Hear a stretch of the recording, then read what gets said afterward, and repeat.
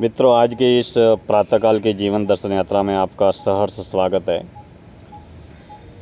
मित्रों, मुक्त हमें कर्म से, जीवन से और संसार से नहीं होना है। मुक्त होना है मन के बने बनाए मोह और अहंकार के बंधन से।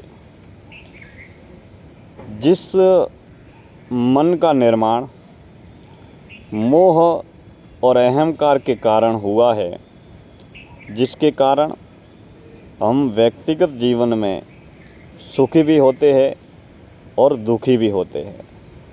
सुख और दुख का जो आधार है वही मोह और अहंकार है। जहाँ हम कुछ होने का, हम कुछ बनने का, हम कुछ खोने का, हम कुछ पाने का, मैं ये हूँ, मैं वो हूँ, मैंने ये किया, मैंने वो किया, मेरा वो खो गया, मेरा वो छूट गया, इत्यादि तरीके की बने बनाए तमाम तरीके की भ्रम, भ्रांति और अहंकार की वजह से, मोह की वजह से हम सुखी भी होते हैं और दुखी भी होते हैं। मित्रों, हम जितना सुख और दुख से मुक्त होंगे, मोह और अहंकार से जितने मुक्त होंगे, उतना ही हमारे जीवन में निष्काम कर्म योग से कर्म करने की प्रक्रिया प्रारंभ हो जाएगी।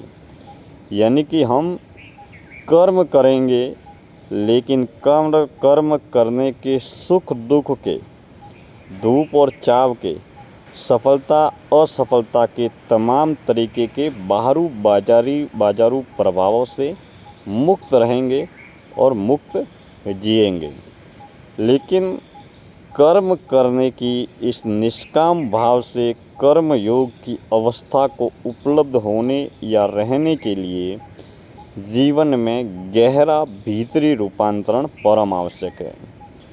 भीतरी रूपांतरण तभी घटता है जब हम मौन के माध्यम से, ध्यान के माध्यम से, होश के माध्यम से, साक्षी भाव के माध्यम से हम भीतर की यात्रा करते हैं।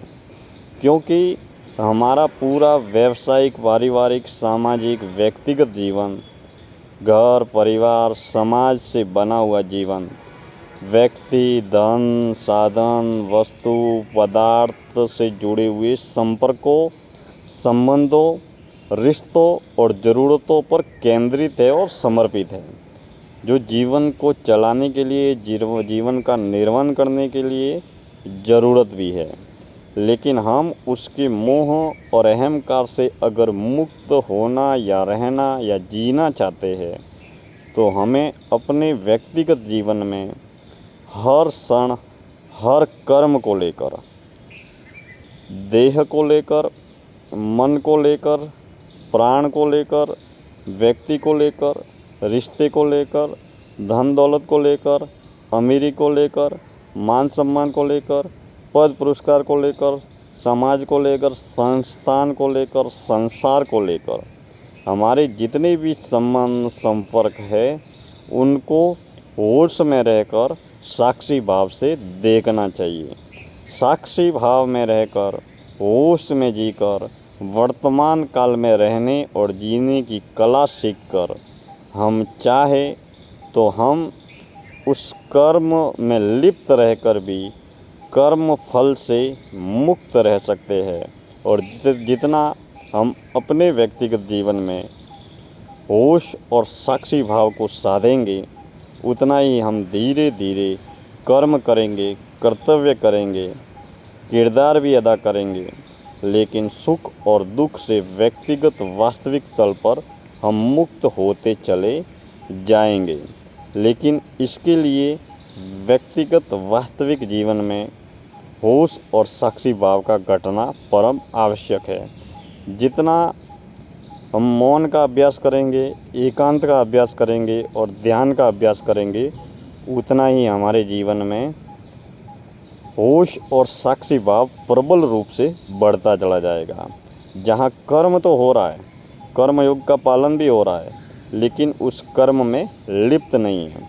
जितना होश और साक्षी भाव साधक का प्रबल होगा उतना ही उसे जीवन, कर्म, संसार एक नाटक की तरह, अभिनय की तरह दिखने लगेगा। जहाँ कर्म का अभिनय होगा, कर्म का नाटक होगा, लेकिन उसके भले और बुरे प्रभावों से हम मुक्त रहेंगे।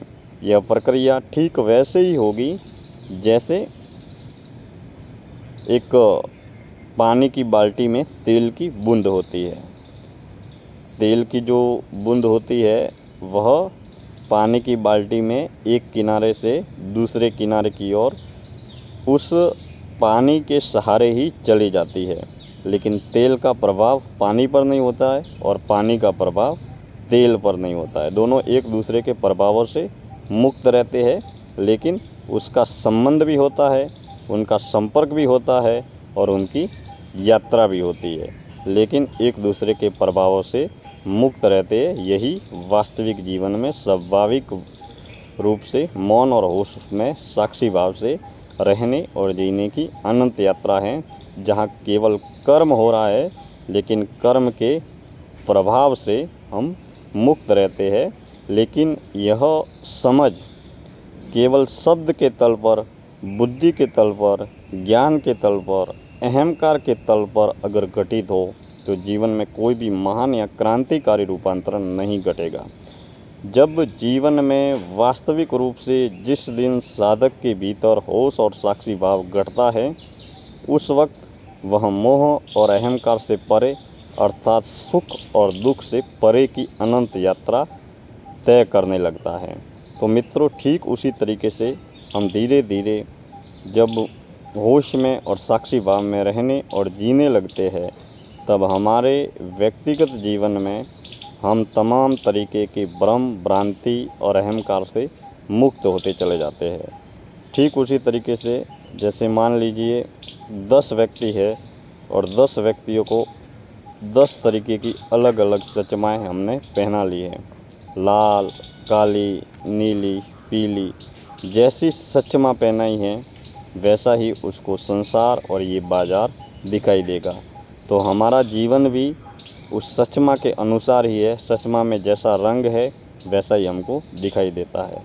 हम घर, परिवार, समाज, संसार, धर्म, जाति पाति, धर्म, पंथ, मजहब में जैसा जीवन हमारा बनाया गया है वैसा ही समाज और संसार दिखाई देता है। लेकिन जैसे जैसे भ्रम भ्रांतियों के ये जो बने बनाए पत्ते उखड़ते चले जाते हैं, तब जीवन की वास्तविक यथार्थ हमारे जीवन में घटता रहता है।